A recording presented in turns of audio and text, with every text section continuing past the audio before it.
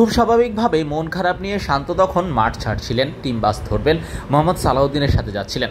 তখনই হঠাৎই শান্ত সাংবাদিকদের দেখে হাত নাড়ালেন। কেউ একজন শান্তকে জিজ্ঞেস করেছিলেন, ভাই কি অবস্থা? তখনই শান্ত এভাবে হাত নাড়িয়ে সেই রিপ্লাইটা দিয়েছেন। টেস্ট ক্রিকেটের শক্তিমত্তা এবং র্যাঙ্কিংয়ে এগিয়ে থাকা মিরাজ শান্তদের এমন একটা অবস্থার পর অবস্থা যে খুব একটা ভালো হওয়ার কথা না, সেটা শান্ত খালেদের মুখের এক্সপ্রেশন দেখেই বোঝা যাচ্ছিল।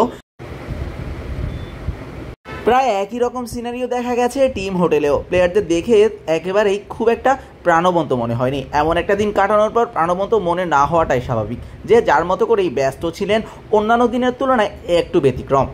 কেউ কেউ ফোনে কথা বলতে বলতে হোটেলে প্রবেশ করছিলেন, কেউ চুপচাপ নিজের মতো করেই হোটেলে প্রবেশ করছিলেন। একেবারে একটা ভিন্ন সিনারিও। টিম বাসে মিরাজ এবং মোহাম্মদ সালাউদ্দিনের সাথে ওঠা ক্যাপ্টেন শান্ত এখানে অন্যদের মতোই মন খারাপ করেই টিম হোটেলে ফিরলেন। এমন একটা দিন টেস্ট ক্রিকেটে যেটা ভুলে যাওয়ার মতো।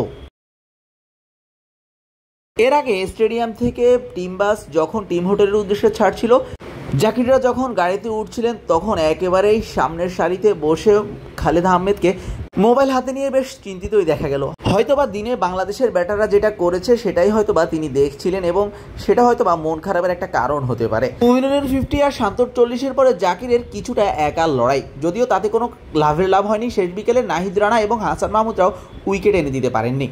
তো এই টেস্টে বাংলাদেশ কিছু করতে হলে তাদেরকে কিছু একটা করতেই হবে। শুধু যে তারা দায়িত্ব পালন করলে চলবে এমনটাও না।